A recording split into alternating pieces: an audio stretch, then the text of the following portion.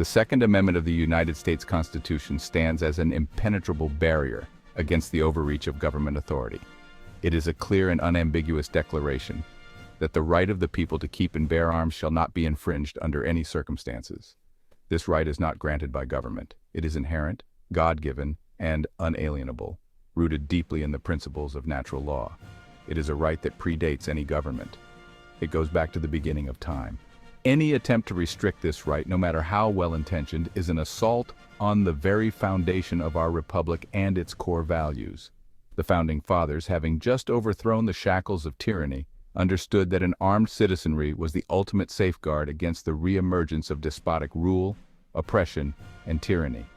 They recognized that power corrupts, and that even the most benevolent government can devolve into tyranny if not held in check by a vigilant and armed populace ready to defend their freedoms. The Second Amendment, therefore, is not merely about hunting or self-defense against common criminals. It is about the fundamental right of the people to defend themselves against any and all threats to their liberty, including and especially those posed by a tyrannical government. This principle is not a relic of a bygone era. It is as relevant and essential today as it was in 1776 when our nation was born. We must remain ever vigilant against any attempt to chip away at this fundamental right, for in the words of Thomas Jefferson, the price of liberty is eternal vigilance. The Founding Fathers were adamant in their belief that a free and independent nation required an armed citizenry. They saw this as a fundamental pillar of the new republic they were building, a safeguard against any form of oppression. They had witnessed firsthand the dangers of a disarmed populace, vulnerable to the whims of a tyrannical government. The memory of British rule and the struggles of the Revolutionary War were fresh in their minds, reinforcing their conviction that an armed citizenry was essential for the protection of individual rights and freedoms. Their vision for America was one where the people themselves were the ultimate guarantors of their own liberty, and that liberty was inextricably linked to the right to keep and bear arms. This belief was enshrined in the Second Amendment of the Constitution, a testament to their commitment to ensuring that future generations would retain the means to defend their freedoms without limits or government interference. Thomas Jefferson, the author of the Declaration of Independence, famously stated, "No free man shall ever be debarred the use of arms." Jefferson's words echoed the sentiments of many of his contemporaries, who saw the right to bear arms as a natural extension of the right to self-preservation and self-defense. He believed, as did many of his contemporaries, that the right to bear arms was essential not only for self-defense but also for the preservation of freedom itself. The ability to defend oneself, one's family, and one's property was seen as a fundamental aspect of personal liberty and autonomy.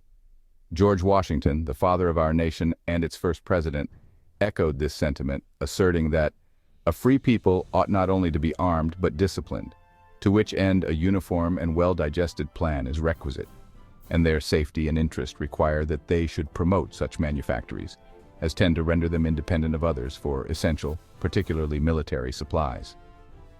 Washington's words highlighted the importance of not only being well-armed but also being prepared and self-sufficient. These were not mere words uttered in the heat of revolution. They were deeply held convictions that shaped the very fabric of our nation.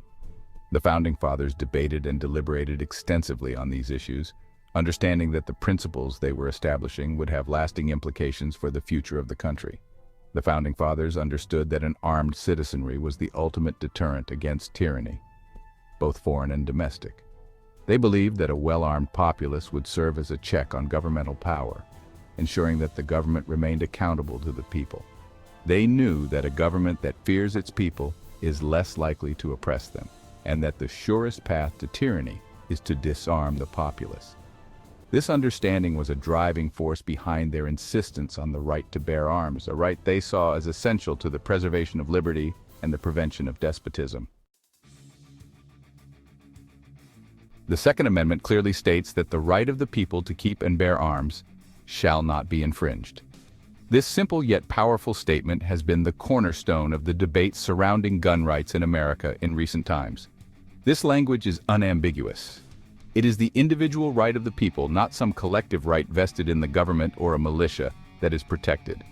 The Founding Fathers chose their words carefully, ensuring that the right to bear arms was explicitly granted to individuals. Any attempt to reinterpret the Second Amendment as guaranteeing only a collective right to bear arms within the context of a militia is a blatant distortion of its original intent and idiotic. Legal scholars and historians have long debated this issue, but the original text leaves little room for such reinterpretation. The Founding Fathers understood that the right to bear arms was fundamental to individual liberty and self-defense. They had experienced firsthand the dangers of a tyrannical government and wanted to ensure that future generations would have the means to protect themselves without any limits. They believed that individuals had the inherent right to protect themselves, their families, and their property from any and all threats, whether from criminals or from a tyrannical government. This belief was rooted in their experiences and the historical context of their time. The Supreme Court, in its landmark decision in District of Columbia v. Heller in 2008, affirmed this individual right, stating that the Second Amendment protects an individual right to possess a firearm unconnected with service in a militia, and to use that arm for traditionally lawful purposes, such as self-defense within the home. This decision was a pivotal moment in the ongoing debate over gun rights. This ruling, firmly grounded in the original intent of the Second Amendment, debunked the myth of a collective right and reaffirmed the individual's right to keep and bear arms. It provided a clear and definitive interpretation that has since been referenced in numerous legal cases and discussions. It stands as a bulwark against those who seek to undermine this fundamental right through judicial activism or legislative overreach. The decision in Heller continues to influence the legal landscape, ensuring that the individual right to bear arms remains protected for future generations. The Commerce Clause, found in Article 1, Section 8 of the Constitution, grants Congress the power to regulate commerce with foreign nations and among the several states and with the Indian tribes. This clause, originally intended to facilitate interstate trade and prevent economic warfare between states, has been twisted and contorted beyond recognition to justify a vast expansion of federal power, often at the expense of individual liberty. The Founding Fathers, in their wisdom, crafted the Constitution to be a document of limited and enumerated powers. This is what was used to enact the National Firearms Act in 1934. This regulation is totally unconstitutional and restricts the use of several types of firearms and accessories unless you pay $200 and get permission from the government. They never envisioned the Commerce Clause as a blank check for Congress to regulate virtually every aspect of American life. Instead, they saw it as a means to create a cohesive economic union. They understood that the Constitution was a document of enumerated powers, and that any powers not specifically delegated to the federal government were reserved to the states or to the people. This principle was meant to safeguard the autonomy of the states and the freedoms of the people. However, over the years, Congress has exploited the Commerce Clause to justify a wide range of laws and regulations that have little or no connection to interstate commerce. This broad interpretation has allowed the federal government to intrude into areas traditionally managed by the states. This overreach has eroded the balance of power between the federal government and the states, and has encroached upon the individual liberties of American citizens. The delicate balance envisioned by the Founding Fathers has been disrupted, leading to a centralization of power. The misuse of the Commerce Clause is a stark reminder that eternal vigilance is the price of liberty. We must be ever watchful and proactive in defending our freedoms. We must remain ever watchful against any attempt by the government to expand its power beyond its constitutional limits. For history has shown that unchecked power leads to tyranny. For as Thomas Jefferson warned, the natural progress of things is for liberty to yield and government to encroach. His words serve as a timeless caution against the dangers of an overreaching government. The Second Amendment has no limits to the type of weapons that can be owned by citizens. The Founding Fathers wanted the people to be as well armed as the government, if not better armed. They understood that a well-armed populace is the ultimate safeguard against tyranny. The Founders feared a standing army controlled by a tyrannical government. The Constitution does not, in any place, limit the people. It does, however, limit the government. This principle was made clear when the Second Amendment was penned. A well-regulated militia, being necessary to the security of a free state, the right of the people to keep and bear arms, shall not be infringed. The Founding Fathers recognized that the right to bear arms was not just about hunting or self-defense, it was a fundamental check on governmental power. When we look back at history, the most oppressive regimes have always sought to disarm their citizens. From Stalin's Soviet Union to Hitler's Nazi Germany, the first step in the consolidation of power has often been the disarmament of the populace. The Founding Fathers, having fought against the tyranny of the British Crown, knew this all too well. They ensured that the right to bear arms was enshrined in the Constitution to prevent such tyranny from ever taking hold in the new nation.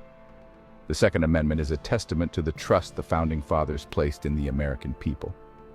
They believed that the citizens should have the means to defend their freedoms against any form of oppression, whether it be from foreign invaders or domestic tyrants.